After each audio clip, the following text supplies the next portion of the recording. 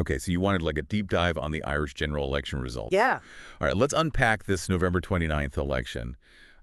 We've got a really interesting firsthand account here from Temitope Owokli, who's actually over in the Republic of Ireland. And this election was kind of a bombshell. Sinn Féin wins a historic victory. So yeah, let's dive in and see what's going on. It's truly a remarkable shift. To really appreciate it, though, we need to rewind a bit. Going into the election, the polls had Fine Gael led by Simon Harris and Sinn Féin led by Mary Lou McDonald. They were neck and neck. Nobody predicted this landslide victory. Yeah, this is crazy, right? You have these major parties, Fine Gael, Fianna Fáil. Michael Martin leads Fianna Fáil. They've dominated Irish politics for I don't know how long, and then boom, Sinn Féin comes out of nowhere, wins 37% of first preference votes, and they end up with 75 seats in the Dáil. Now, for folks who might not know, that's the lower house of the Irish Parliament.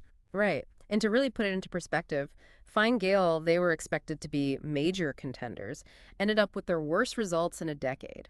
Only 43 seats, Fianna Fáil got 40. Voters were clearly ready for a change, and they found it in Sinn Féin.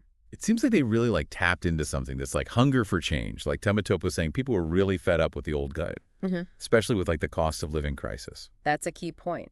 Sinn Féin didn't just ride this wave of discontent. They very strategically targeted issues, things that would resonate with voters, particularly the younger demographics. Housing, healthcare, income inequality. These are the everyday struggles that people face. Sinn Féin promised something different, a fairer, more equitable Ireland. So how did they translate those promises into policies that would connect with voters? I'm kind of curious about the specifics. Well, one of Sinn Féin's big promises was affordable housing. They pledged to build 100,000 public homes over the next 5 years, a direct response to the housing crisis.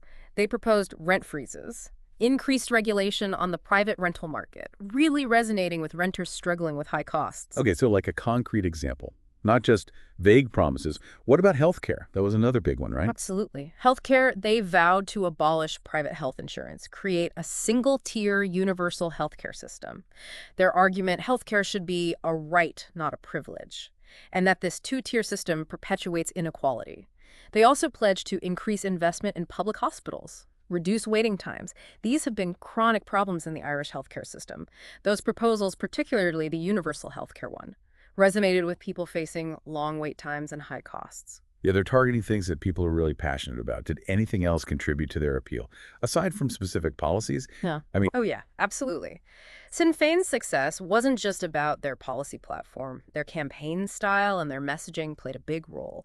They had this image of energy and dynamism, kind of a contrast to the more traditional, maybe even stale approach of their rivals. Mary Lou McDonald, she embodies this shift. She's a charismatic and articulate leader. She connects with voters, especially younger generations, in a way that others just haven't. This fresh approach combined with that targeted policy platform, it was a winning formula. So it wasn't just what they were saying, but how they were saying it. It's like they brought a new vibe to the scene. But even with this massive win, they can't just call the shots, can they?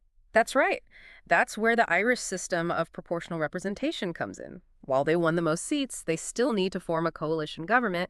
They have to work with other parties to get a majority in the Dáil. That's where the challenges begin. Okay, so this victory doesn't mean they have all the power, which just makes everything so much more complicated.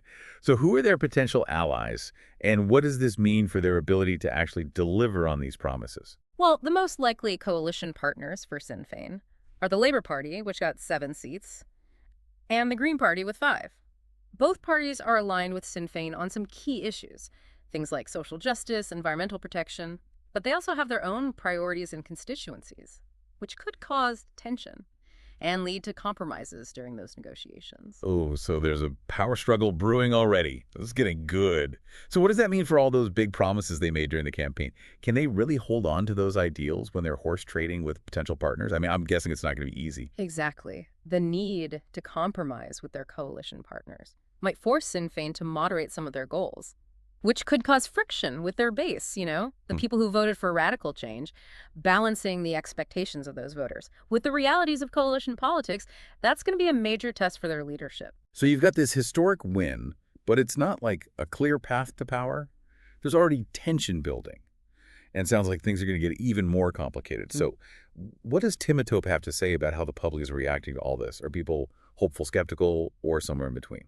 Well, Timito kind of describes it as cautious optimism. There's a sense of excitement for sure, especially among the younger voters, about the possibility of a new government that actually might address their concerns. But there's also a lot of realism.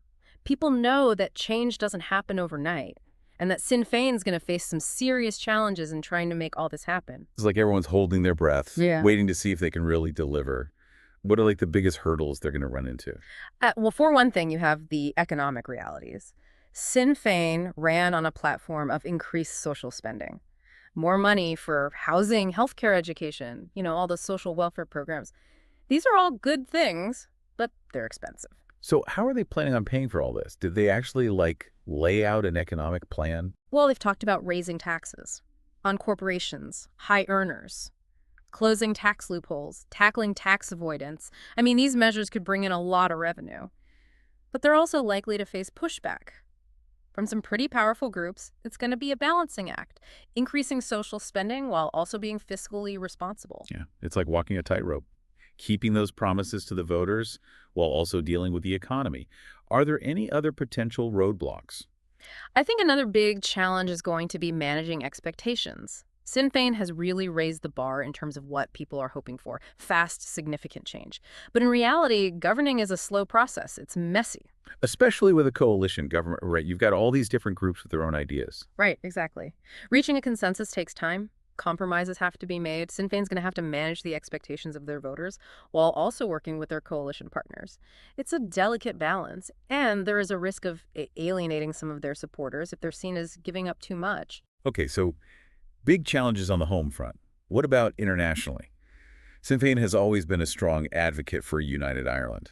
So how might this victory impact Ireland's relationship with Northern Ireland and the UK, especially after Brexit? That's a really big question. Sinn Féin's success definitely changes the political landscape in Ireland. And yeah, it could have ripple effects on the situation in Northern Ireland, which is already pretty delicate. While their ultimate goal is a united Ireland, they've said they want it to happen peacefully and democratically. So they're not going to like immediately push for a united Ireland. It's unlikely, at least not in a way that would risk destabilizing the Good Friday Agreement.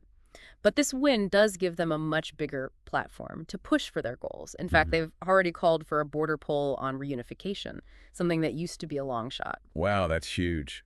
So even if they're being cautious, this victory gives them a lot more power when it comes to the future of Northern Ireland. Sounds like Brexit negotiations just got a whole lot more complicated. Oh, yeah, for sure. The UK government's going to have to deal with a more assertive Irish government now, especially when it comes to things like the Northern Ireland Protocol and the border. It's another layer of complexity on top of an already difficult situation. This is where I think Temitope's perspective is so valuable. He's not just looking at the numbers. He's actually out there talking to people, getting a sense of the mood. So what's he hearing from people? What are their hopes and fears about a Sinn Féin-led government? He's hearing a lot of anticipation, but also uncertainty. People want change, but they also realize there are challenges ahead. There's hope that Sinn Féin can keep their promises, but also fear that it might all be too much for them. It's a mix of excitement and worry. It really feels like a turning point for Ireland. The old guard is being challenged, and there's a feeling that anything could happen. But with that comes risk. The stakes are really high. What does all of this mean for the future of Irish politics? I think this election signals a big shift away from that traditional two-party system, Fine Gael and Fianna Fáil.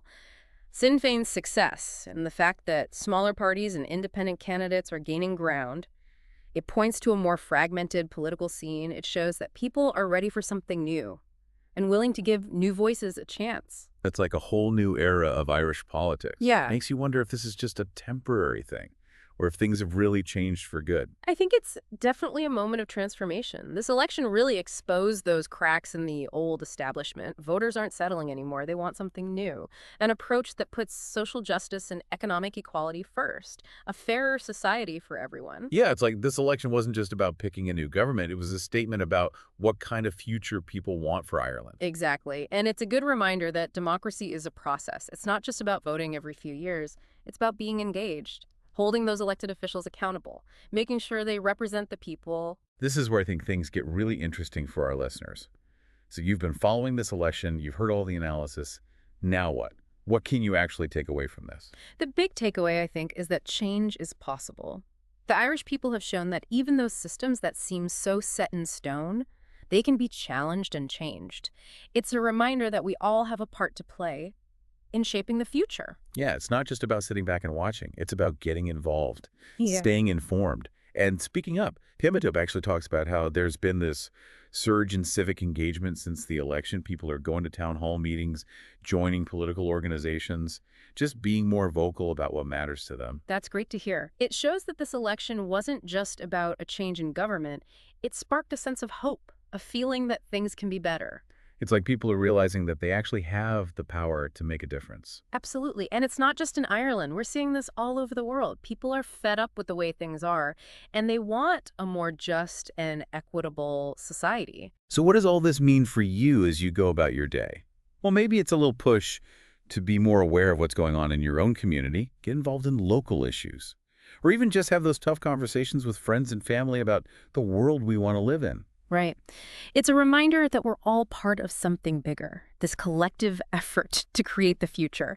It's exciting and challenging at the same time. We've covered a lot in this deep dive. The rise of Sinn Féin, what it could mean for Ireland, both domestically and internationally. But this is just the beginning. The next few years are going to be really important to see if Sinn Féin can actually deliver on those promises and really change Irish politics. It's all going to come down to political maneuvering in the economy and, of course, what the Irish people want. It's a story that's still being written, and we'll definitely be keeping an eye on it. And that's it for our deep dive on the Irish general election. We hope you found it insightful, but most importantly, we hope it sparked your curiosity and made you want to learn more. If you're looking for even more analysis, make sure to check out Temitope Owakol's full account. You can find the link in the show notes to